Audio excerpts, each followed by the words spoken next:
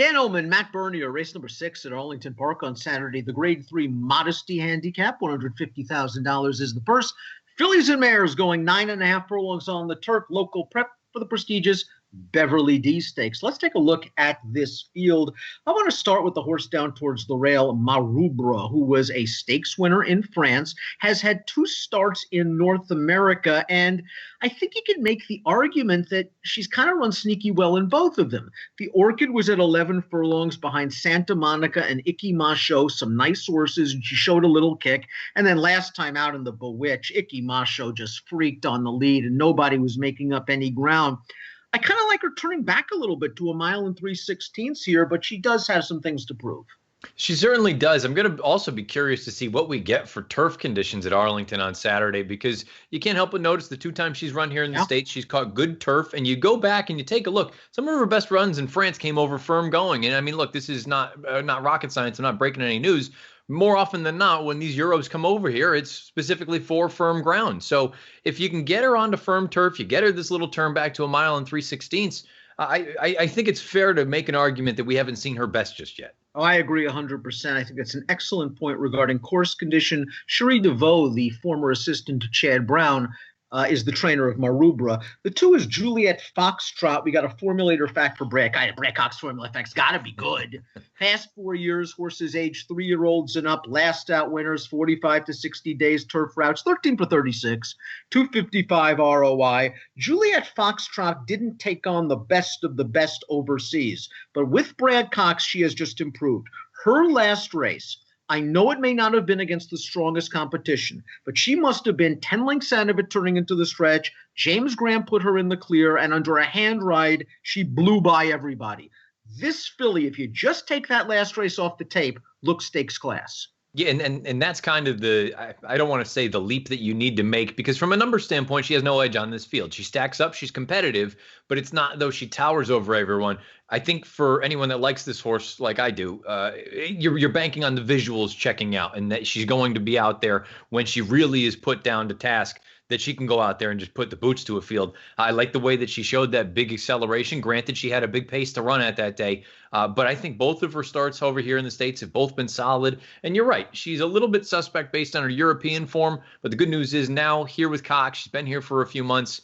I'm going to be curious to see what we get on Saturday. And doesn't it seem that after that last race, Brad Cox circled this race and probably the Beverly D? I mean, she was back on the track less than 2 weeks after that win. It took nothing out of her, and she's been training right along. And take a look at this Timeform U.S. pace projector. It's our favorite scenario. The old gray bar, no pace. Now, I'm not sure if that means Juliet Foxtrot's going to make the lead in here, but it's certainly nice to know that she can stay close. Well, and that's the thing, too. When I was going through this race, I said it initially concerned me when I said there's not a lot of speed signed on, but at least you go back to that stateside debut. Sure, she wasn't outright on the lead, but she was reasonably close and she did go on with it. So that kind of allays some of the fears that I have, as opposed to a number of these European horses that come over here. They're dead one-run closers. They need, all sorts of pace in front to help them out. I don't think that's the case with her.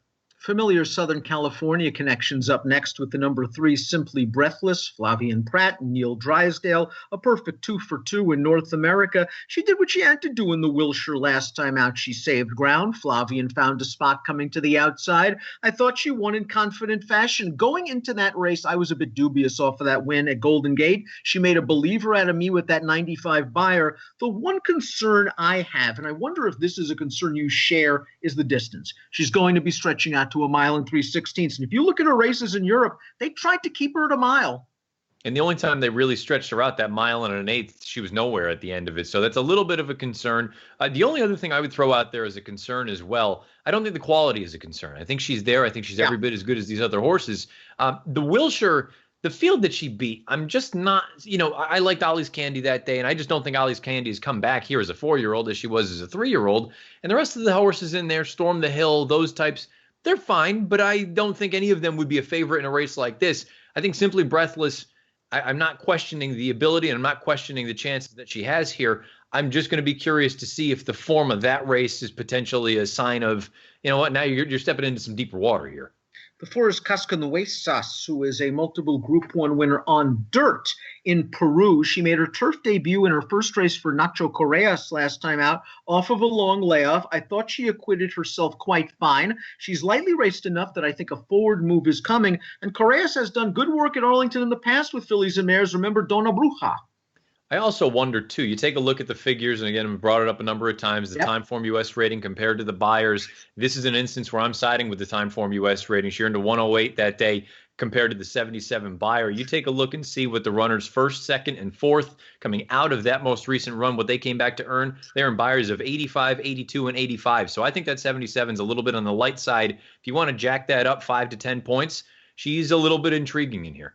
Oh, so terrible added blinkers last time out, received a really nice ride under Jose Valdivia Jr. Like the fact that she stayed close to the pace. As we saw from the pace projector, it seems imperative that you need to be close to the pace. Oh, so terrible. Another one, though, stretching out in distance. That worries me. And every time they've tried her against the big girls, so to speak, she's come up just a little bit short. Maybe the blinkers have changed things. I suppose it's possible, but I'm kind of just banking on the idea that through 20 lifetime starts, sure, the equipment change, perhaps that's going to move her forward. Even having said that, she's on the light side. I have a hard time making her on top. Louisiana bred Remember Daisy is up next. Beaten last time out as the favorite at the Lady Canterbury Stakes going a mile. She's going third off the layoff. She has shown the speed to actually make the lead in a race. And I wonder if Mitchell Murrell's goal here, let's get to the front, let's back it down, and let's hope this daughter of Misremembered can see out the trip. I don't think she's a bad little filly. I No. think there's a little bit of ability in here. I don't know that she's a superstar, and this group may be even too difficult for her to handle. But you brought up that tactical ability. She can be forwardly placed. Heck, she can be outright on the lead if it's given to her and things go that slowly. And who knows, with the gray bar, perhaps that is what the game plan is going to be. I look at her and I say, you know what, she's fine. Maybe she can get a piece of this thing. I just don't know that she's quite as good as the fillies drawn to her inside. Drayden Van Dyke enticed to ride the 7, Nepali Spirit, who I thought ran okay when only beaten 5 lengths in the Hillsborough behind the likes of Rimska and Hawksmoor, although you could argue she was kind of just sucked along to that 88 buyer behind those top horses, and since then she hasn't reached that number. She's always been the kind of solid horse that picks up checks, the horse you want to own, so to speak. I'm not sure she's at this level, but would I be surprised if she cracks her super? No. No, look, I liked her in the Matron most recently. That was on Synth last out, and she ran a fine enough effort. It was inoffensive, as we've come to say, where it wasn't anything spectacular and it wasn't anything terrible. I think you're probably going to get something similar to that this time around, maybe a mid-80 buyer speed figure. The career best buyer of 88, I don't think is fast enough to run with either the 2 or the 3, the fillies we spoke about already. Again, to me, she's best used underneath. If Remember Daisy doesn't go to the lead, I think Always Believe has to go to the lead because you're stretching out 2.5 furlongs. Now, she has been close in sprint races on synthetic surfaces in the past, although she does seem more like a one-run closing sprinter, so maybe she won't show that early speed. The recent form, though, leaves a little bit to be desired from a buyer standpoint. Yeah, I just think she's difficult to really build a case for. Maybe the stretch out in distance is what you want to hang your hat on. But even that, I think there's just a lot of guessing work that goes into that. Based on what she's done so far, I don't like her. If there was more pace in this race, I would have made Vexatious my top selection because I thought she ran quite well in the New York last time out. First time Jack Sisterson. It just seemed like Florent Giroux rode that race very conservatively, as almost as if to say, I want to get a piece in a grade 1. It looked like he was in and among horses on the turn. He could have gotten to the outside where the winner, Homerique, was beginning to gear up at the quarter pole, and he stayed in and among, finally got out at the 3/16 pole. This horse fired home against some good horses that day, earned a competitive 92 buyer. It's just that she is going to be behind the 8 ball if she's 5-6 lengths behind the likes of the 2 and the 3. You know, when we were talking about the filly drawn down to the inside, the 3 Simply Breathless, I said, the class, I'm a little bit unsure of the field that she beat most recently, but I like her ability. The same goes for Vexatious. The difference is I know she was facing good horses. She was facing the Omarique. She was facing the Siempre Sorrententes, those types of horses that have come back and they've run big races. We've got 2 next out winners with 94 and 95 buyers. My other concern, not just the distance, but the pace situation. I mean, again, you brought it up. It'd be one of those things where if there was pace signed on, yeah, I think she would have a major shot in here. I just think she's going to have too much work to do. Let's take a look at our top selections for the Grade 3 Modesty Handicap. Important prep for the Beverly D. Where are you heading, Matt? Yeah, I'm going with Juliet Foxtrot. It was just an instance where, again, like we said, from a numbers standpoint, she doesn't have any edge on this field, but you're just hopeful with a filly like this that the eye test is accurate and you believe what you saw and you think that she's capable of handling this hike. I look at it and say the 2 and the 3, I think they're going to be very difficult to get around. I'm going to use the 4, Cascanueces, underneath, because I do think that Beyer's a little on the light side. And unfortunately, the pace compromise, Vexatious. Otherwise, I would use her probably in a higher capacity. I picked her 4th. I went 2, 3, 4, 9. I think there are 3 main contenders in this race. I landed on 3, Simply Breathless. She was able to stay close in her North American debut at Golden Gate under Pratt. Flavien knows what he's doing. He realizes there's not going to be a lot of pace. I think he's going to be in the thick of things when they turn the stretch. It's all about the distance, really, for her. I'm going 3, 9, 2, and 6, but I think the 3, 9, and the 2 are the major contenders in the Grade 3 Modesty Handicap, and it's got an approximate post time of 4:12 Central. Best of luck.